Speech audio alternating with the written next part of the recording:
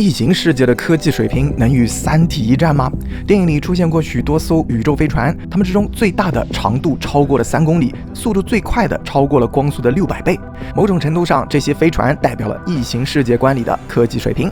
Hello， 大家好，我是半只猫，这期为你盘点异形系列里的大飞机，它们的参数、它们的配置、它们的背景故事，整理和翻译资料，掉落头发3876根。小伙伴们能用点赞帮半只猫补头发吗？谢谢大家。诺斯托罗摩号出处异形1，隶属于维兰德汤古集团。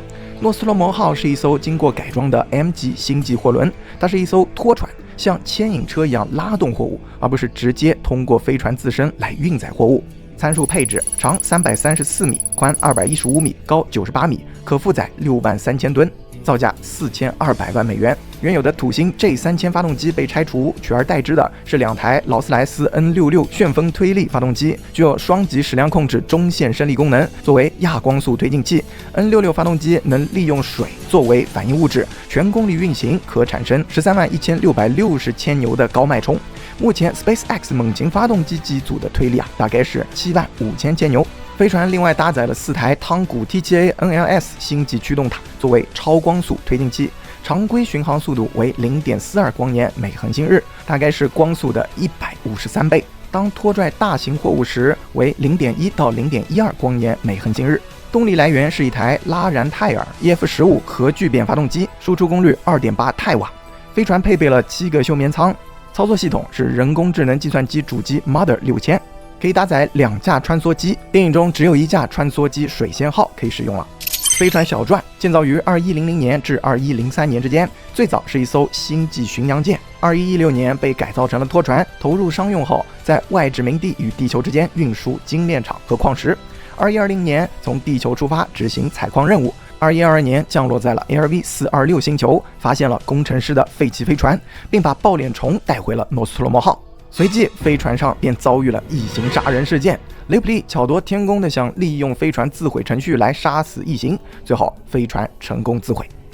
接下来水仙号出处异形1，隶属于韦兰德汤古集团，是诺斯托罗摩号上配备的近地轨道穿梭机。参数配置：长 16.3 米，宽 19.7 米，高 7.5 米，重48吨。内部舱室可提供108立方米的空间。动力来源是一个 9GW 微型聚变反应堆，驱动纽英顿 A24 火箭引擎，这些引擎也是使用水作为反应物质。配备了一个罗姆伯格 100C 超光速分流器，可以在较低的超光速状态下推进穿梭机。满载燃料时航程为13个秒差距，即 42.38 光年。船上有3个座位，2个休眠舱。不过长途星际旅行并不是该船的主要目的。飞船小传：2122年，母船诺斯托罗摩号遭遇了异形杀人事件，雷普利带着猫驾乘水仙号逃离，可不料异形也登上了穿梭机，雷普利与异形斗智斗勇，将其射出了机舱，用引擎将其烧死。2179年，在太空漂泊了57年后，水仙号重新被公司收回。PS 电影里还出现了工程师的飞船，如果想了解外星飞船的朋友，可以在公屏上打想看来催更哦。接下来苏拉克号出处异形2，隶属于美国殖民地海军陆战队。苏拉克号是康奈斯托加级轻量型运兵突击舰，设计注重实用性和功能性，其外观较为简约，可供90人长期飞行，可同时容纳2000人进入短期休眠（括号不超过96小时）。参数配置：长 731.6 米，宽 99.6 米，高 182.9 米，重78000吨。苏拉克号船体由雷达吸收材料制成，拥有隐形功能，可将飞船的雷达横截面减少到10平方米以下，纵截面减少到260平方米以下。发动机出口有红外抑制器来掩盖发动机的耀斑，用冷却塔来减少飞船的红外信号。苏拉克号是双驱动模式，4个盖茨海德曼 GF240 火箭发动机作为亚光速推进器，每台发动机可产生超过35100吨的推力。一个罗姆伯格罗克威尔天鹅座5号恒星驱动塔作为超光速推进器，通过在亚光速下创造一个强烈的虚拟质量场来启动超光速粒子量子跃迁。常规的高速巡航时速是 0.74 光年每恒星日，相当于光速的270倍。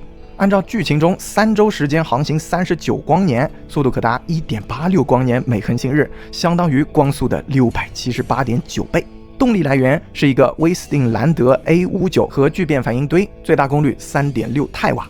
4个磁流体动力涡轮机，每个可提供20到40兆瓦的辅助动力。船上设有多个大型货物储藏区和专门的矿石装载区，船员的生活区和休息区，还配备了先进的生命支持系统和医疗设施。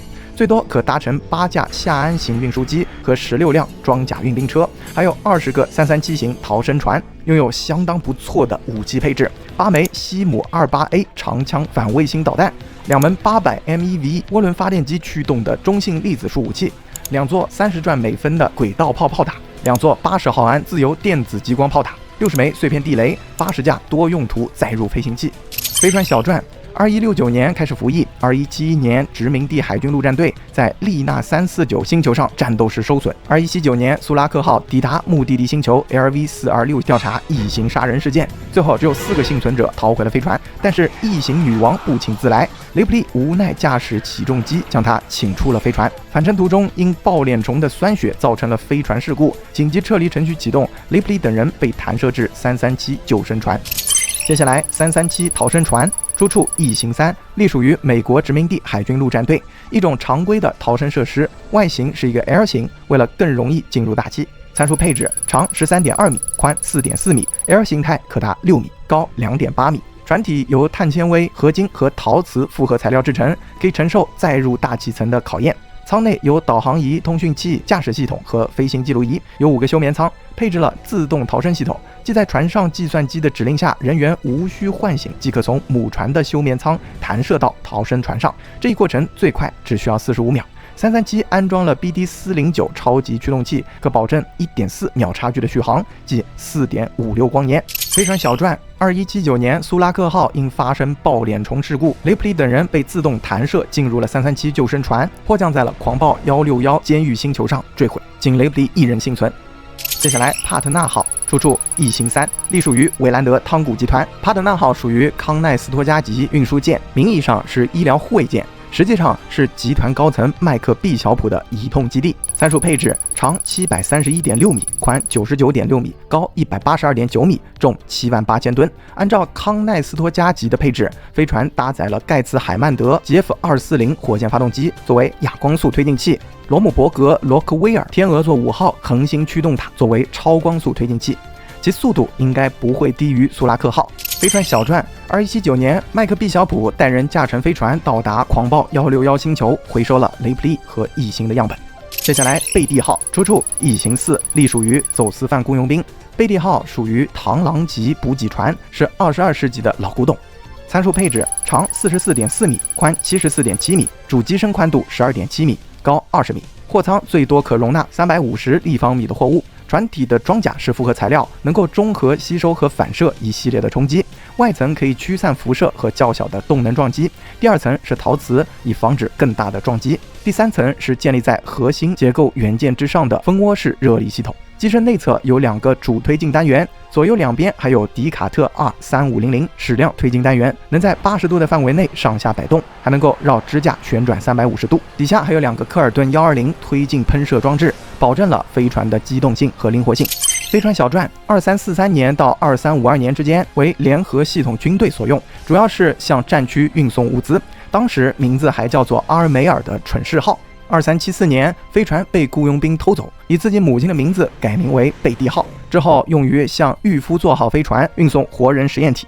2381年，贝蒂号登陆御夫座号卸货，正好碰上了异形杀人事件。克隆体雷普利8号以及其他幸存者驾驶贝蒂号逃离，不料白金异形登门拜访，被雷普利8号一个不大不小的洞制服。这一招后来还被蜘蛛侠拿去致敬了。最后，贝蒂号返回了地球，残破不堪的巴黎。接下来，御夫座号出处异形4，隶属于联合系统军队。御夫座号是联合系统军队服役的机密医疗研究船，拥有隐身能力。已故雷普利的克隆计划就是在这里进行的。参数配置：长3658米，宽718米，高628米。项目投入300万亿美元。船上有厨房、娱乐设施、宿舍、小教堂、实验室、异形隔离室以及数量充足的紧急救生艇。电脑主机是 Father 2600，预辐射可进行超光速飞行，最高时速是 0.08 光年每恒星日，即光速的 29.2 倍。飞船小传2369年投入使用，2379年至2381年，它一直停泊在一片不受监管的空间内进行异形实验。2381年，飞船上多只异形脱逃，发生异形杀人事件，船上军人几乎全军覆没，幸存者驾乘贝蒂号逃走。御夫座最后的命运是撞向了地球，粉身碎骨，与异形同归于尽。接下来，普罗米修斯号出处普罗米修斯，隶属于维兰德集团，没有汤古。普罗米修斯号是一艘科研探索飞船，属于第2代赫里阿德斯级的星际飞船。建成时期是当时最为先进的超光速宇宙飞船。PS， 赫里阿德斯级飞船是异形世界观中人类最早实现超光速行驶的星际飞船。参数长130米，船身宽48米，加上引擎91米左右，高35.6米。项目耗资1万亿美元。船体是半刚性多层结构，能同时保持外层的弹性和内层的坚固。普罗米修斯号搭载了4台核裂变驱动的等离子引擎，引擎能转向，能提供垂直起降、矢量运动的动力，适用于星际航行，也可用于大气中航行。剧情中，普罗米修斯号用大概874天从太阳系航行至39光年外的泽塔双星系，推测速度至少可达0.04光年每恒星日，约为光速的14.6倍。理论上呢，可跨越100万秒差，即326万光年的续航。飞船上有设备齐全的生化实验室，休眠舱的维生系统可续航100年，有8个 A 级的单人逃生舱，以及一个自带维生系统的 D 级逃生船，即老板女儿所在的模组。里面有 720i 自主医疗台，就是女主角切腹的那台设备。这样的安全配置在同等级的飞船当中属首例，毕竟老板就在船上。另外还搭载了一系列的中小型载具，5辆 RT 系列勘探运输车，2辆重型的采矿车，4辆 ATV NR6 全地形轻便车，均能够适应各种地形。飞船小传：2091年8月2日，普罗米修斯号发射升空。2093年12月抵达目的地星球 LV223，发现了工程师的飞船。工程师被唤醒后，企图带着黑水前往地球。为了阻止工程师的飞船，普罗米修斯号主动与其相撞，粉身碎骨浑不怕，留得清白在人间。接下来，契约号出处异形契约，隶属于维兰德汤古集团。契约号是一艘 MOD CY78.3 优级增程殖民飞船，装载了2000个移民者、1140个胚胎、4个大气改造站。参数配置：长1220米，宽103米左右，高43米左右。主机是 Mother。飞船上有休眠舱、胚胎房、病房、医护台、育婴室、温室。在船体的颈部和尾部分别有2个等离子引擎编组。尾部的编组有16个大型等离子引擎和8个小型等离子引擎。剧情中，从地球到达原来的目的地俄里加6号是20个秒差距，也就是 65.2光年的距离。预计总耗时大约是8年4个月。计算得出，契约号的巡航速度大概在 0.02光年每恒星日，相当于光速的7.3倍。飞船的主要能量来源是太阳能，配置有矩形的太阳能光帆，展开时相当于一座小型城市的面积。收集能量时，飞船可以进行亚光速飞行，为超光速引擎充能。飞船上搭载了2架30米长、6米宽的登陆舱，将船员从近地轨道接送至星球地表；1架38.5米长的 WY-37B 起重机，用于往返飞船与地表运送物资。主人公就是用它来与异形搏斗的。以及品类齐全的本地化改造工程设施，用于星球殖民，还配备了一个小型的军火库。飞船小传：2093年开始设计，在地球轨道上建造。2103年计划前往遥远的殖民地厄里加6号行星。2104年12月，收到了普罗米修斯号船员肖恩博士发出的信号，于是改道前往天堂星。船员在天堂星遭遇了异形杀人事件，实际上都是大卫策划好的。最终，整艘契约号也遭到了大卫的劫持。大卫将异形胚胎带上了舰船，契约号成为了一座生化实验室。好了，以上这些飞船，你最喜欢哪一艘呢？异形的世界，你有哪些想要了解的呢？评论区里告诉我吧。关注半只猫，一起走进电影的梦幻世界里。我们下期再见，拜拜。